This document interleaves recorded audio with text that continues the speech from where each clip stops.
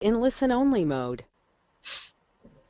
Morning, everybody. It's 10:30 a.m. here, the day before Thanksgiving for our U.S.-based viewers. For those of you who are not in the U.S. or not U.S. citizens, I know that nobody out there celebrates Thanksgiving, which I guess turkeys globally are happy about that, I suppose. But in any case, just want to touch base with everybody today and just see where we're at in terms of the market's bounce. You can see on the Nasdaq Composite, really what you're in now is the fourth day of what's so far a wedging rally. And if you look at this break, you come down in here and you undercut the July lows. That's a logical place. In fact, you actually undercut this June low way over here on the left, and you start to rally, and the volume's pretty good on the Nasdaq there coming up. So it makes sense to go in parabolic to the downside when it starts to blow apart.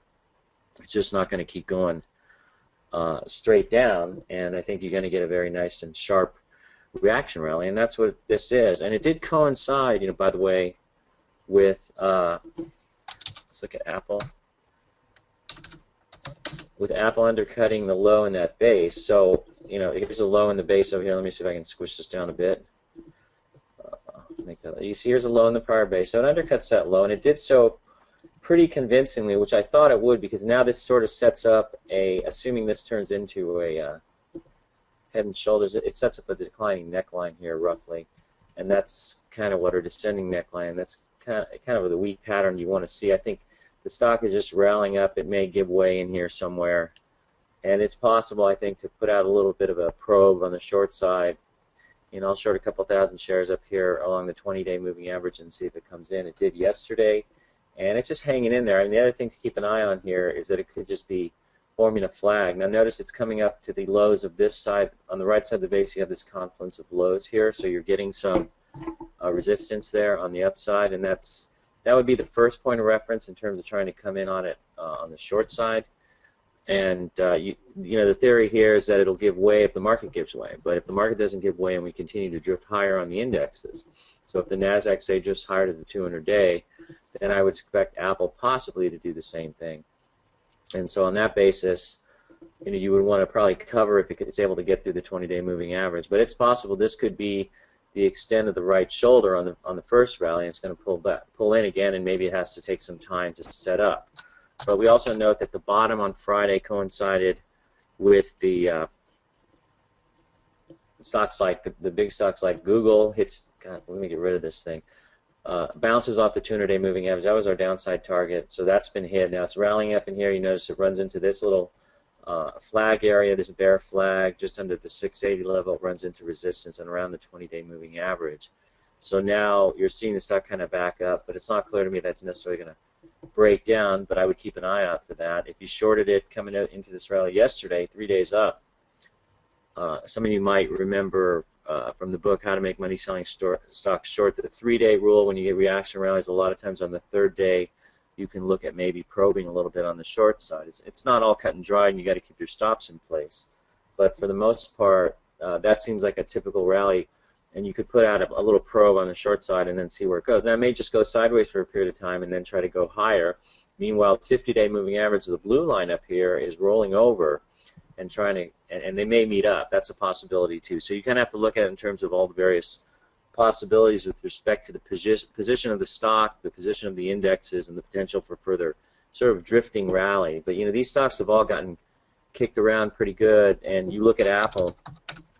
I know Kramer at 540 was telling everybody to sell, and I figured when that's happening, that's probably close to a low. Of course, now he's talking about how Apple's a long-term play again, but I think all you're doing here is a logical undercut. You got real oversold here, logical undercut of this low. And, it goes through maybe 3% or so, and bounces, and that looks normal to me. The question is whether you're going to make any money trying to short this again on the bounce just yet, and you really don't know until you see it happen. So if you get in here and you probe a little bit with the 20-day moving average, say, or the high of yesterday at around 571.95 as your stop, or your maximum upside stop, then it's okay to try and probe these. No guarantee, however, that you'll be successful necessarily. Getting back to indexes, Dr. K, you have any comments with respect to the market direction model and what's going on in the market right now? We're still on sell signal, correct? Right, we're still on the sell. We're having a we're in a downtrend, so this potentially is a dead cat bounce. We're not seeing names on the long side really worth playing. We're not seeing a confluence of good names, so this very well could roll back over again. However, seasonally speaking, the day before and after Thanksgiving, more often than not, tend to be up days, although on weak volume. So we could see a continuation of this little bounce into Friday. When was it? When was it we had a big down day on the Friday after Thanksgiving, Doctor? Was That that was in 2009? 2009. That Yeah, I think 10 out of 10 years it was up, and on the 11th year it was down, something like that. yeah, And so, because bad news hit basically between Thursday and Friday, so it caused a gap down in the market. And I believe more recently, the 2009, we also had a negative day. In fact, that was last year. If you look at the day before and the day after, both of those were down days. Therefore, take the seasonality for what it's worth. And just, again, I would say I wouldn't be surprised if we, continue this little bounce here into Friday. But that doesn't mean the model is going to be switching. It remains on the sell signal as right. And there is still, though, a lot of things going on out there that could provide some sort of a news impetus for a sell-off or even a rally, I suppose. I think all the cooing regarding the fiscal cliff is pretty much done and said for now. Now they're going to get to the hard work of realizing that they don't really see eye to eye, and then we'll see where we go from there. And then, of course, the Israeli-Palestinian conflict in the Gaza right now. This morning, I think you saw the market rally when there was some announcement that Hamas and Israel have come to some agreement on a ceasefire, which is nice to see, I suppose. But just news right now. Well, the way I would just play the market is based on what you're seeing in terms of the raw price volume action. You didn't really have to be a genius to figure out that Friday's undercut of the July lows on the NASDAQ and just stocks like Apple coming down into logical areas where they would undercut the low of its base at 522.18, seeing Google come down to its 200-day moving average, seeing Amazon come down to its 200-day moving average, and just seeing a confluence of stocks coming to logical areas for them to bounce. I don't think it takes a genius to figure out that we were in a position to bounce, and we did. So if you're using this little short-term intraday trading system that I've come up with or been using, and again, I don't use it mechanically. I do exercise some discretion in terms of how it's employed, but it does come in handy sometimes if you're short and things start to turn on you, because you can see on Friday Apple coming down hard. Let's go back to Friday and breaking down. Let's see, where am I? What day was that? The 17th or the 16th? Yeah, here you had the breakdown. So you had the early sell signal in the morning again, and then here's your cover point, and so you're in and out. You're out of there pretty quickly, and I don't know if you want to try and go long this, but it did have a nice move. But you can see that'll keep you out of trouble roughly. So it's helpful in that regard, and gets you covering so you don't get slammed around too much. I don't think pulling off 2, 3, 4% off your peaks when you're shorting as you're watching things turn is too bad. I think that's pretty good range to keep it in. So remember that shorting is a lot more volatile, and I guarantee you that if you are shorting, expect to take some heat at certain points in time, and just you want to make sure you keep your risk under control. Someone's asking, is there any priority of importance of moving averages over horizontal lines of support and resistance? And I would say no, just a matter of which one works and which one doesn't. And so you just test them out as they're coming up in there. If you have a confluence of those, sometimes maybe that's a little better to see. So, for example, you see you have Apple coming into the 20-day moving average, but you're also coming up into this area of resistance. And there's several stocks that I think are in a similar position. You can see Coors is coming up to the lows of the prior base after this failure. This bounced off the 40-week line. You can see that right there very clearly on this weekly chart. And so as your stocks are coming down, you want to keep, you're going to remain very cognizant and aware of where the moving averages on both the weekly and the daily chart are, because they can find support at either one. And of course, if you're using some sort of intraday guide like the 620 chart, that can help you also stay out of trouble. And you did see Coors make that turn. That was actually last Thursday, in fact. So it did make that turn after bouncing up to 40 weeks. You definitely want to be referencing both of those. Somebody says they're having trouble borrowing shares of Lulu.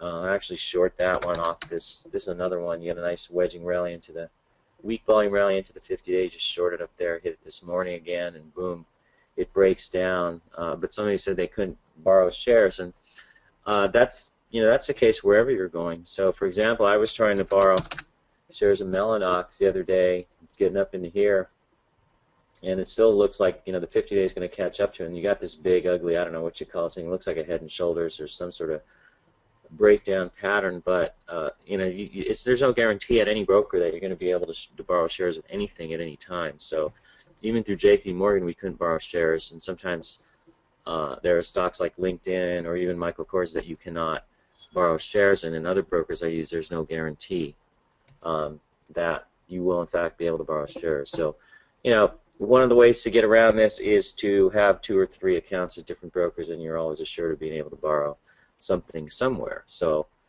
but that said, usually the day that you can't borrow is the day that the stock has a big blow to the downside. Anyways, somebody's saying thanks for the 4-hour class in Las Vegas. You're welcome. It was a lot of fun. It was great to see a lot of, in fact, a lot of people who are webinar subscribers who are probably with us this morning there, and so putting faces to names was really nice, and meeting some very interesting people. Wouldn't you say so, Dr. K?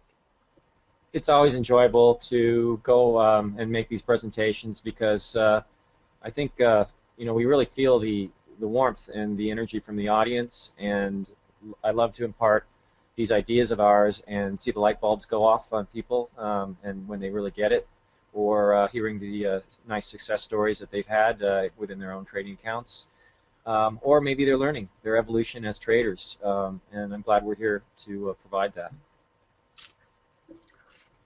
Yeah, I don't know about the warmth. I don't know what you're doing with the people who are attending, Dr. K, but yeah, I guess it is a little warm in there sometimes. Depends on the temperature of the room. But yeah, no, it's nice to see people. But bottom line is that's the last one we're doing. We're not going to be doing any more live presentations like that. What we find is that the internet is probably a better venue for doing a lot of these going forward, and we're probably going to be expanding in that direction. Possibly working with our publisher John Wiley and Sons. So, and it's just a lot of time, and it seems that when we're in these presentations is usually a critical time in the market. I know Friday morning was, and there were some signals that we weren't able to act on because we were going into an 8 a.m. workshop, and that cost us upwards of 6 figures or more in lost opportunity, trading opportunities, and we don't like that. And I consider myself a trader first and an investment showman second, and I'm not so keen on seeing hundreds of thousands of dollars in opportunity costs slip through my hands when I have to stand in front of a crowd of people at a conference in some schleppy Las Vegas hotel. So I'm not a big fan of Las Vegas either, I have to say. It seems to me it's a great place to catch diseases. In any case, someone's asking about TJX. I don't know, I'm not really shorting this one. So, I mean, I guess you could if you wanted to. It's just up to the 50 days, so maybe there's some resistance here, right at the 50-day. I do think LinkedIn is looking a little ripe here as a short. You get this drifting rally. I'm actually short the stock, putting a little out in here, and it seems to be running into some resistance along here. I think this is a line of resistance along the peaks here, and I don't. This is very typical to go 3-4% past the 200-day moving average, which is what it's done. Very weak wedging rally. I think if you're setting up in here, you're probably going to have to sit for a couple days before it rolls over. Maybe you'll do it by the end of the day, but I wouldn't be holding my breath. Just given the nature of the market on a day like today, to just either hold or just kind of go nowhere and have an upside bias, especially given the parabolic move to the downside that ended last Friday. So. Asking about CMG, there's some resistance here. There's not really anything magical here. Am I telling you to, if you're asking me to recommend you whether you should be shorting it or not, you simply have to apply rules and not really pay attention to what my opinion is, because that's really irrelevant. Just apply some of the rules that we've discussed many times on these webinars with respect to how you would handle short positions or how you probe on the short side as things are rallying. And of course, your rationale here would be that you have resistance around 280. Maybe you're using the high on this peak over here, just above 280, maybe 284 in here, and maybe that's that. But the macro pattern is pretty ugly, and it's come down a long way. So I think it's not really the ripest or the best setup to be shorting right now. I'm more inclined to go after things that are a little earlier in their patterns, I think. So, but it's weak and it could test this low. So, but I'm not really going after it. Can you comment more on the 3-day rule? There's really nothing to comment about other than the fact that you observed a lot of reaction rallies are 3 days, and they tend to coincide with the market because we know that on the 4th day the market can generally, or is in a position rather, to have a follow-through day, and so a lot of times those coincide. I don't know, the 3-day rule, after 3 days up, I'm looking to start putting out a short on a stock. Sometimes it doesn't even go up 3 days, but usually after 3 days, 4 days max, you're kind of getting a little bit longer to bounce, and that's usually when they'll fail, so your odds are better if you're trying to short after a 3-day rally up into a logical area of resistance. So with Lulu, what was that? Okay, well, Lulu 1, 2, 3 days up and runs in the 50-day moving average. So you're using rule of 3, the 3-day rule, into an area of resistance. Notice also coincides with the lows along this little handle area because it did form a little handle there. And you notice that that sort of confluence combined with 3 days up, that's a good spot to hit the stock this morning or yesterday, depending on when you want to come into it. And it's actually working this morning down $1.29, $1.30, I think. And I am short that one from this morning. So it's not like everything I'm shorting is giving me love right away. Not like the love and the warmth that we felt at the Traders Expo, right, Dr. K? But some things you're into position here, and as the market drifts up, I think you can probe a little bit and just see what happens.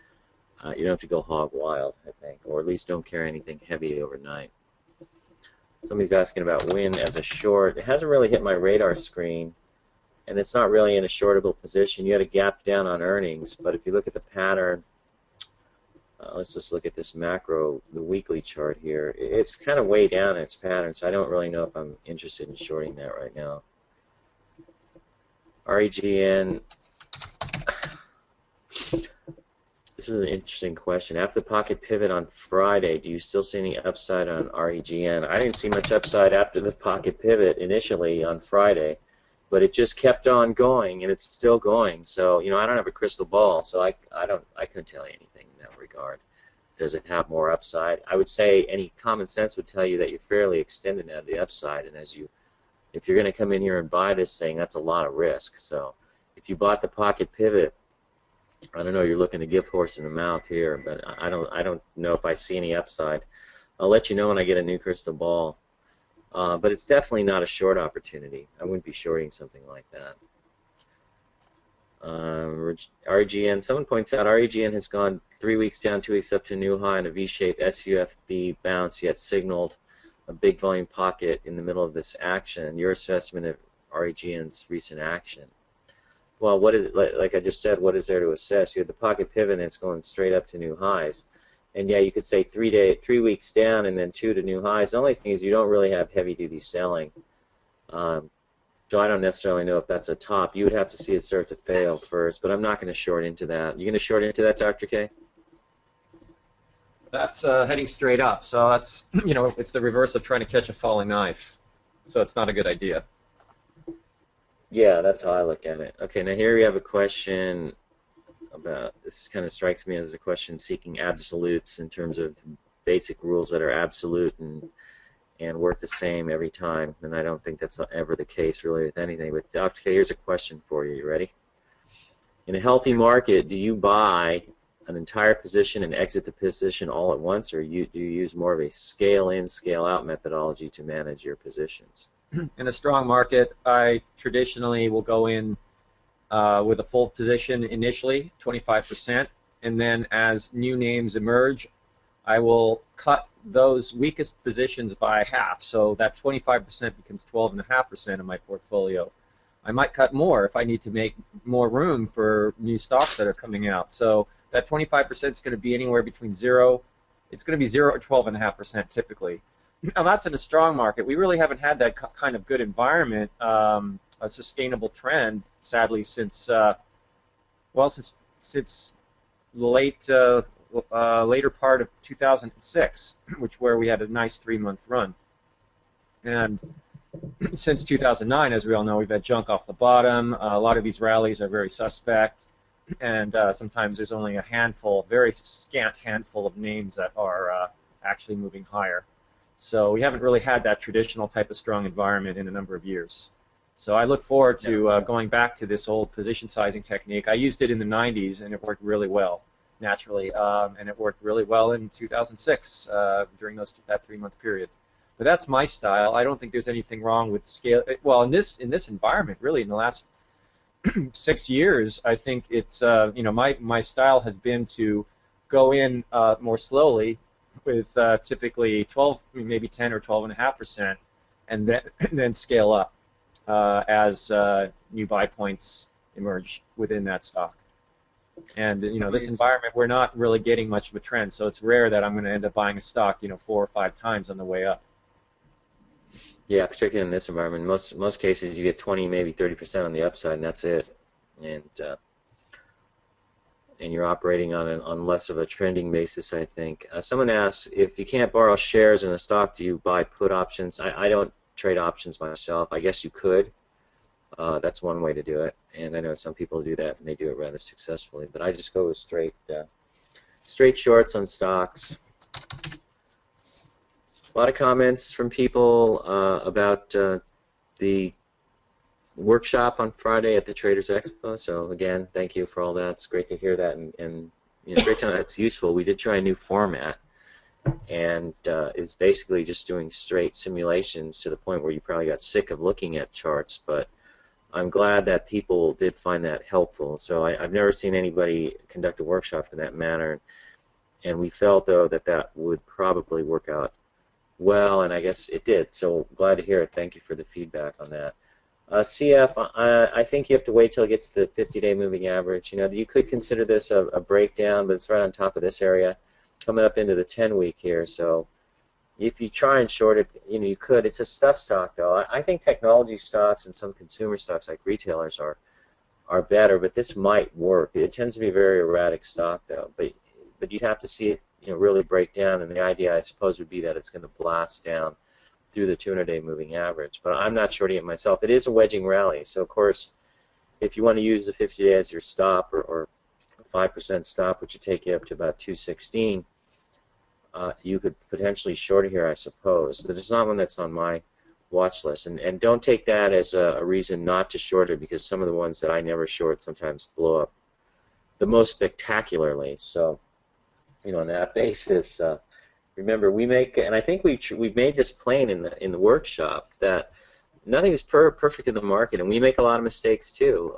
We used to watch Bill O'Neill make a lot of mistakes, and the other guys there who are very good traders make a lot of mistakes. So don't take our word as gospel. If you understand the basic principles behind shorting into a rally like we've been having over the last 3 days, a wedging rally, then you can come in and test using the basic principles with respect to risk management, which is critical, I think, and it's really where the rubber meets the road in terms of keeping yourself out of trouble, because as we all know, and we can tell you, there is no such thing as a sure thing or assured method or any kind of black box system that's going to guarantee profit. So especially in this environment. I missed the last, here's one for you, Dr. K, in the model. I missed the last market direction model sell. Should I look for another point to enter, or should I just wait for the next switch? Well, for every percent you're late, is that much more risk added onto the trade. So you have to decide what your risk tolerance levels are and then act accordingly. Yeah, so that's that story. CRM, I don't know, it's coming straight off the lows, and is it a long? You want to go long, and I'm kind of watching to see if it reverses and it gets shortable, because you're watching this on a throw up my little bang whiz chart here, and you're watching this thing, you're seeing it kind of giving some signals here. It's trying to go sideways. I'm kind of watching this. You could possibly dribble out trying to short it, but a move like that, it's possible by the end of the day it could reverse hard and the stock could break down. Certainly the pattern looks like a big sloppy cup with handles trying to break out, and it would seem logical to me that if the market does continue in this bear phase, that you could easily see something like this reverse and break down, but it isn't going to work until it happens. And I think on that basis, you have to be a little bit careful in that. Let's see, what happened to that intraday chart? Disappeared. Here we go. There it is. So you could watch this using this, and maybe if it breaks down, it did a little earlier, but maybe if it breaks down. So, but it's a big short squeeze, I think, this morning, and we'll see how this plays out. But I just wait and watch if I was going to come in here. I'm trying to come in a very risk-averse manner. So, anyways, somebody's saying, Wojciech, you're saying no audio. Obviously, you can't hear me, but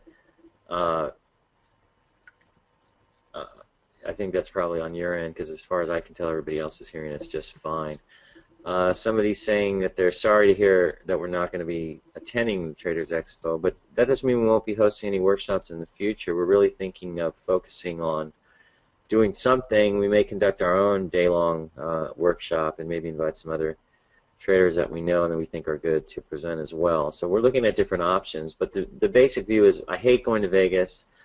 I don't see why we can't conduct things online. It offers more accessibility to people who are able to attend, without having to schlep all the way to Las Vegas. And I really do not like Las Vegas. Some great restaurants, but there are great restaurants in any town as far as I'm concerned, but I really don't go for Las Vegas. How about you, Dr. K? Not my scene. I mean, it's been fun. Been there, done that. Had some fun bachelor parties with friends there. Good memories in Vegas, but I think there's better places for us to spend our time. Yeah. Someone's asked about HDB. It's a breakout. It's occurring in a market downtrend, so not anything that you would really consider viable. But it's a breakout. It's extended now, so I think it'd be a little bit. Well, maybe not. Maybe it's in range, but I'm not willing to buy anything, so it's just breaking out. Someone's asking me what our take is on Yahoo breaking out.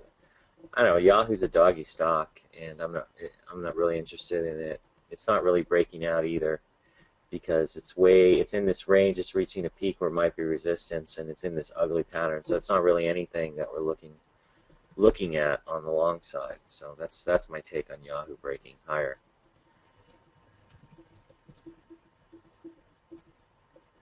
Could you give your opinion on waiting for fat pitch opportunities? At times like this, I feel it is best to just sit and wait because I don't. Wait a minute. I'm still trying to read this. Because I don't really see anything worth going for. However, it can times be mentally difficult to sit. What is your opinion? I think you just wait for the rallies to play out. So, for example, and you just operate on that basis. So, like Lulu, there's a rally, and wait for the point to show up where you act, and that's basically all you're doing. You're not trying to get too fancy. You see it at the point to short, and you short it. End of story. And that's really what you do. If that means you have to wait 3 days for that to happen, then that's what you do. If it means you have to wait longer, that's what you do. If it happens sooner and you're only waiting a day or two, then that's what you do. There is no, I certainly wouldn't approach it from the standpoint of, I need to sit X number of days, because the bottom line is you don't know how many days it's going to rally. But I do think you just operate on the basis of your rules, and don't get caught up in whether it's a shortened holiday week or whether Israel is having a ceasefire with Hamas or they've solved the fiscal crisis and found a bunch of money stashed somewhere in the Treasury that they can use to pay off the national debt with. Just operate on the basis of what you're seeing in the market and individual stocks. So we know the market's rallying, and obviously today the indexes are all up, and so that's continuing. And on that basis, we know you're in a rally, but stocks will rally into areas where they can be shorted, so you can start to probe. That's my view, and I will do that. Remember, always bet red 19. That must be Steve Saunders. That was somebody at the workshop. Red 19, red 19. Somebody asked us, they're hoping we were going to make the presentation in February in New York. New York in February? I don't know. We've done it once, and once is enough. Yeah, New York. I don't know why anybody goes to New York in February unless you're a fool. So, one of the greatest cities on the planet, and I love New York City in the summertime, even though it does get hot and sticky, but that's kind of what makes it fun for me. But let's see, GDX market factor. The market, not the market, the miners have been getting whacked, and you're seeing these rallies in the 200-day moving edge. I don't know if you think this is a short or if there's an inverse thing, and on this basis, the wedging rally into the 200-day moving average is a reason to short the miners. Then you could probably try that. Just use that as your stop, and don't get carried away with it. So AGQ. Now the metals are different than the miners, and they have been acting less feebly than say the miners have. And of course you're seeing silver up today, no pocket pivot, no buy point, undercut the 200-day moving average, and then it's turned around and it's drifting higher. But the long-term pattern, this is the AGQ. Let's just go to an SLV here so we can get a better sense of what's going on. The long-term pattern still shows that you're in a consolidation, and for all we know you're simply rounding out the lows of a basin here and getting ready to come out again. And we tend to think that long-term there is no way around the debt crisis. They're going to continue raising the debt ceiling. They're going to continue spending, and they can try and raise tax rates all they want, but I don't think they're going to be successful in raising tax revenues. Remember, the statistics bear out that no matter what tax rates have been, no matter what matrix of progressive tax rates you've had in the United States, tax revenues have always pretty much hovered around 18% of GDP. And I don't understand why politicians don't understand it. It's not a matter of being conservative or liberal or whatever. It's just a matter of looking at facts. And the facts are tax revenues are generally a function, and a very strong function, of GDP growth or GDP. So the higher GDP, the higher the tax revenues. Lower GDP, the lower the tax revenues. And the tax rates ultimately don't figure into how much tax revenue is brought into the Treasury. So it seems to me where they need to get things going is on the GDP side of the equation, and so I don't see that happening. And so what they'll do is they'll raise tax rates, and that's just going to squash the economy more, diminish the amount of tax revenues coming in, and then put the government in the position of having to expand the national debt, which in turn is going to devalue the dollar and drive precious metals higher. And one thing to keep in mind is that if you look at the market top, here's the September 13th right here. Let me spread this out just a pinch. But on the dollar, this is a U.S. dollar index, and you can see September 13th right here. You had one more day of a drop. This is basically when they announced Q Eternity and the idea that they were going to be opening the spigot wide for as long as it took. And the market, the dollar did not continue to drop. It started to rally, and that actually coincides with the rough top in the market, which occurred somewhere in the middle of September. And we've been coming down ever since. And now with the market turning, that coincides a little bit with the dollar coming off. So it seems to be dollar-driven. You got any comments on that, Dr. K, in terms of the dollar's influence on the markets and precious metals currently? Well, essentially, a stronger dollar pushes precious metals lower, and we've seen some troubles over in Europe, so the weakening euro causes the dollar to get stronger and causes these precious metals to, well, as we're seeing right now, they've sold off, and now they're attempting a pretty meager rally from the looks of the price-volume action. But ultimately, with all this money printing going on, I'd expect both GLD and SLV to finish rounding out this current basing pattern they're in and have a bona fide breakout. Maybe we'll see that in the first quarter of next year. Yeah, it's a possibility. Now, we were talking the other day about the gold-silver ratio, and that right now the gold-silver ratio is what, 50 to 1? Is that right? Something like that. And historically, it can go down toward 20 something to 1. So that would mean silver. Not only is silver tends to be 3 or 4 times as volatile as gold, but that would certainly add fuel to silver's rise should the ratios get back Yes. in line with historical norms.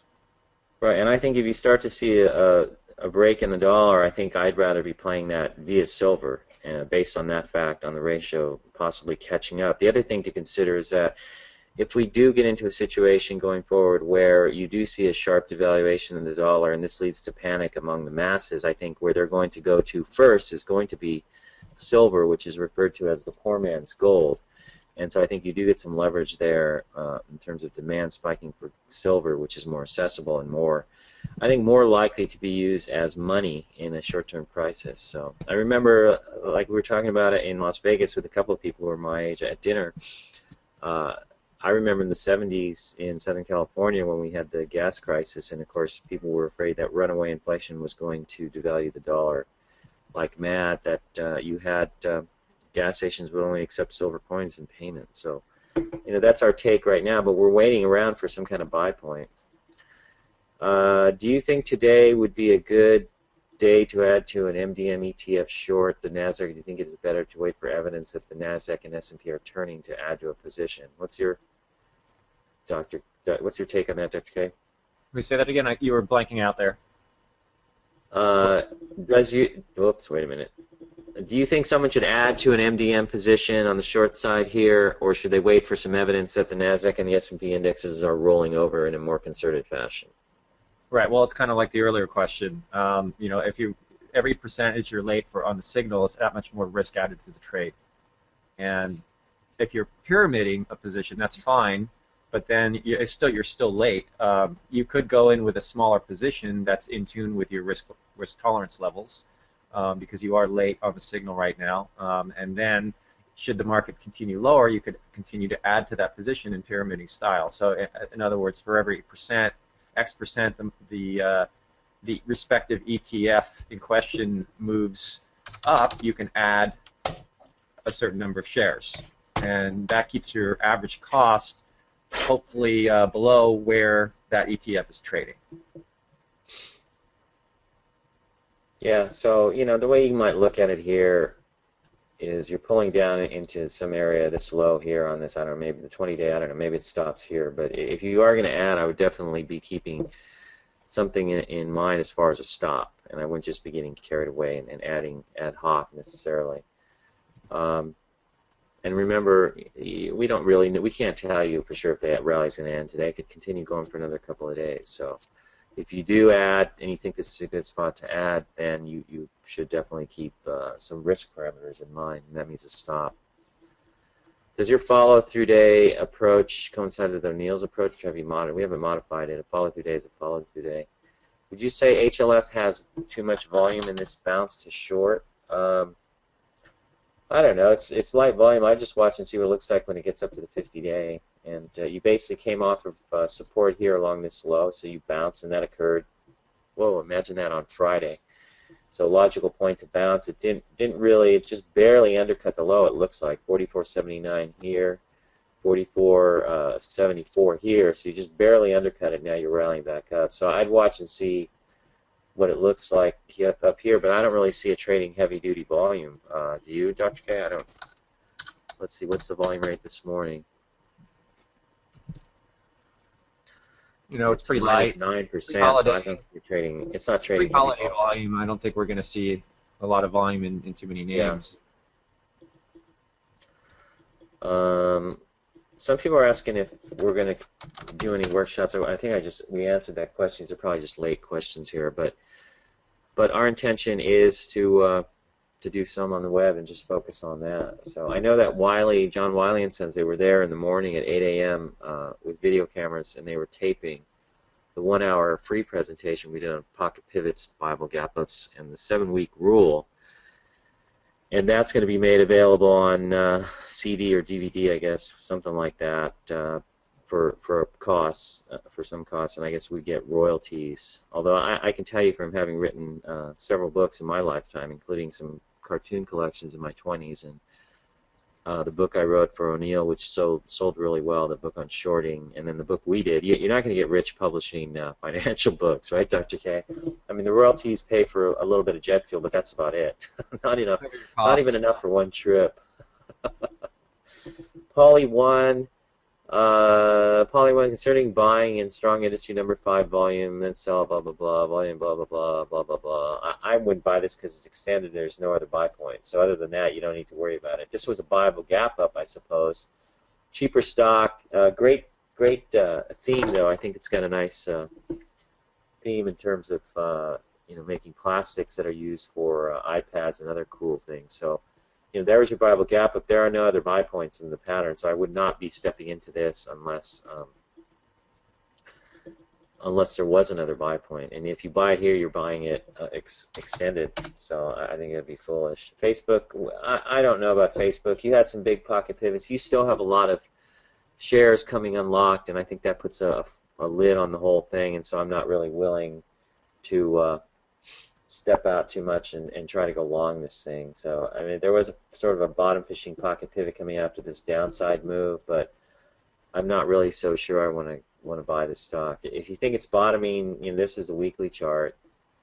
Probably one of the ugliest looking things there. It seems kind of erratic, and I might look for it to settle down and get tight along the lows. And if it's going to have a move, it's going to set up somewhere higher and be in a very nice looking base first. So I'm not really a buyer.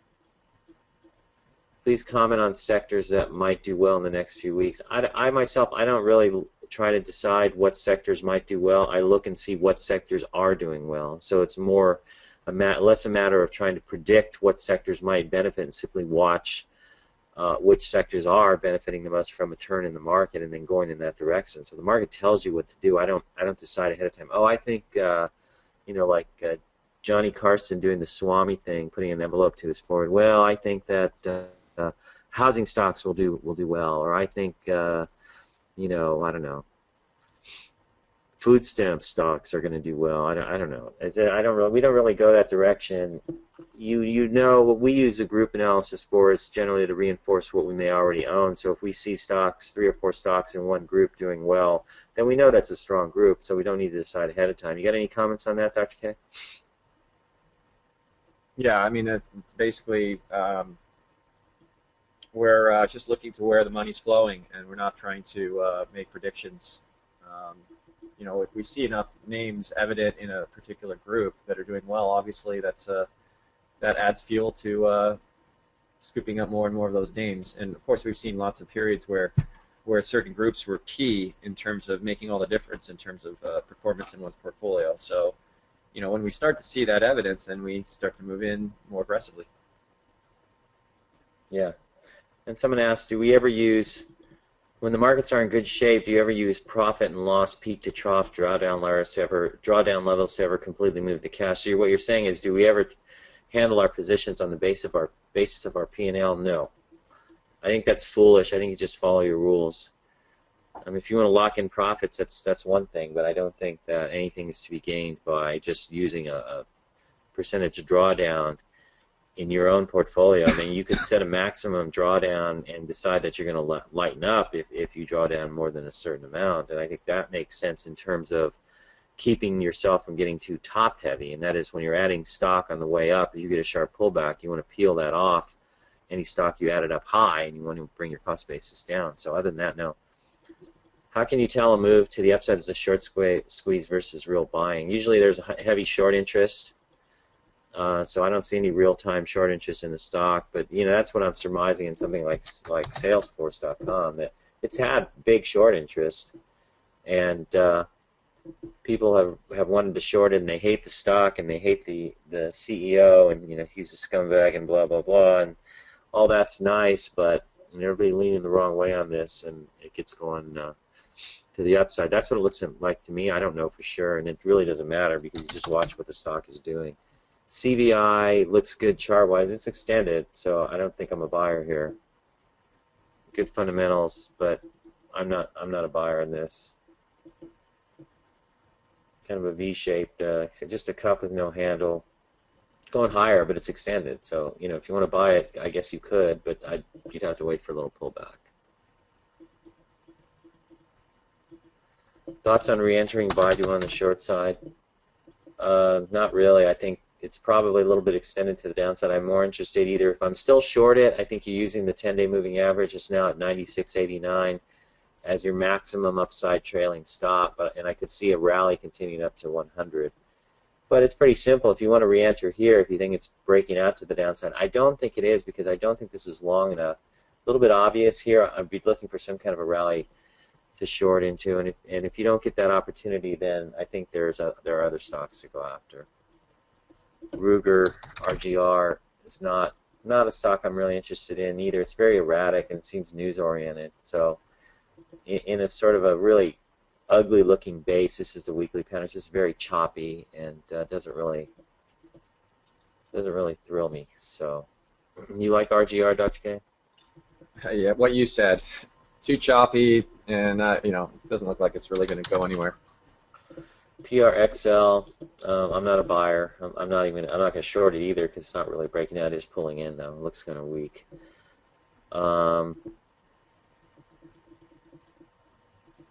UA and Urban. Someone's asking about.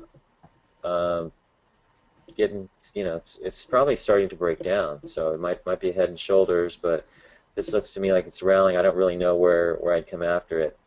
Not a stock I like to short just because it tends to be squirrely. Let's see, CVI. Did we already look at this one? Yeah. Are you planning to take more short positions near term, or do you expect a follow-through day to appear? I don't expect anything. If I see a follow-through day, I'll see a follow-through day. But like I said, if I see something rallying, if the market's on a wedging rally and I see something pushing into position like that, I'm going to short it. I'm going to take a position here, and that's all. I'm not worried about whether I think there's going to be a follow-through. Chances are, if I do get a follow-through, we do see a follow-through, then I'm probably running for cover. Trip was a stop out. That got through the 200-day moving average, and now it's just pulling in. It did run into some resistance up around this peak over here, which is the bottom of the falling window, which I don't know, I guess you could call it somewhere in here. But it doesn't really seem to be breaking down just yet, and I'm not sure what the persistent bid in this stock is, but that all I know is that it stops you out here, and that's the end of the story for me. And I'm not sure whether I'd come after it again. Somebody asked, when will your new book be available? And they're saying January. Well, they moved that up to December year. 17th. December 17th to beat to make it available before the Christmas holidays. So that was the latest. Oh, they are, okay. Yeah, I think Darlene, our publicist, was getting on them for putting it out after the holidays. So I believe it is December 17th. Okay, so I guess that's when it is. So that's when you'll see it. I would just say, go on Amazon and you'll see when they have it available, and you can buy it at that time. So I haven't really worried too much about when it's coming out because we wrote it, and I'm pretty much done with my part, and we'll just see what happens once it comes out. So, but you can pre-order it. That is true, and we haven't received any copies yet. So, I'm assuming that that's all going to take next month or so before we see it. So it looks nice, but I got to tell you, I hate looking at anything I've written after I've written it, because you'll go back and look at it and you'll see everything you should have done differently the first time, and of course that's always the way it is when you're a perfectionist. I guess we're both that way. So I have a hard time looking at once it's out. To me, it's done. I'm looking forward to the next book or the next project. So anyways, I think that's all we had. It's kind of a quiet time here. We did want to just touch base with everybody because there's always questions about, oh, what are you going to do around the holiday, and does this mean that, and the news does this mean that, and blah, blah, blah. And I just want to emphasize that I'm operating solely on the basis of what I'm seeing. So if today, like I said, if I see something rallying into an area where I think it's shortable, then I'll come after it. So, keep an eye on, say, watching price line coming up to the 50-day, or the 200-day rather. That may become shortable right in here, and it has failed at this the last few times, and here you have another rally coincides with the market. But notice the weak volume, so that's another one, keeping an eye on here, putting out maybe a probe in here and seeing what happens. But this looks to me like it could come in. It's really hard to say. Meanwhile, the weekly chart, you've got this turn it's trying to make, so it's not really breaking down yet. For this to really show me that it's breaking down, it would have to go through the 10-week line, the blue moving average, which is the 50-week or the 50-day moving average here. So anyways, want to wish everybody a happy Thanksgiving, and even those of you who are in Europe or Asia or anywhere else on this beautiful blue planet we all live on. It's always a good day at dinner tomorrow just to be thankful for what you have, and to keep in mind that despite the fact that markets have been tough this year, as they always are, and despite the fact that everybody's going to get taxed more and the economy stinks and there's a lot of things to be depressed about, just the fact that you're able to sit here trading an account of any kind and having money of any kind to invest in the stock market puts you sort of in the rarefied air of humanity, and relative to the rest of humanity, I think that's one thing to be grateful for. So count your blessings, keep your head up, and we'll see where all this goes. Any final words, Dr. K? Well, I think what you said is very illuminating, and it's important to express gratitude. I think every day of our lives, whether it's Thanksgiving or not, because it keeps our head clear. It keeps things in perspective, and things. There's a lot of people with that are a whole lot worse on the planet. And by keeping yourself in a good state of mind, you can optimize your performance, and therefore, somewhere down the line, hopefully, your trading account becomes big enough, you can start giving back and helping those poor people who really do need the help.